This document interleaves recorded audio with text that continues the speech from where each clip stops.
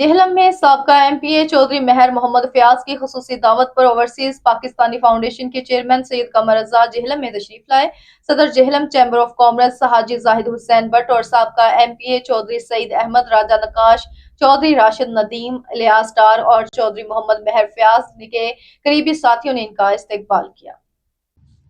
Chairman overseas Pakistani foundation سید قمر رضا نے اپنے خطاب میں کہا، میں شکر گزار ہوں اپنے سپاسالار army chief general Syed Asim Munir کا، جنہوں نے مجھے اس عہدے کے لیے اہل سمجھا، اور میری کوشش رہی ہے کہ میں اپنے پاکستانی بھائیوں کے مسائل کو خوش اسلوبی سے پایہ تکمیل تک پہنچاؤں، اور اس میں اللہ کے فضل سے میری اس کارکردگی کو chief of army staff general Asim Munir اور صدر پاکستان آصف علی زرداری، وزیر اعظم شہباز شریف اور وزیر اعلیٰ محترمہ مریم نواز نے تسلی بخش قرار دیا ہے، اور انہوں نے جہلم کے اوورسیز پاکستانیوں کو سراہا اور جہلم کی عوام کا خصوصی شکریہ ادا کیا۔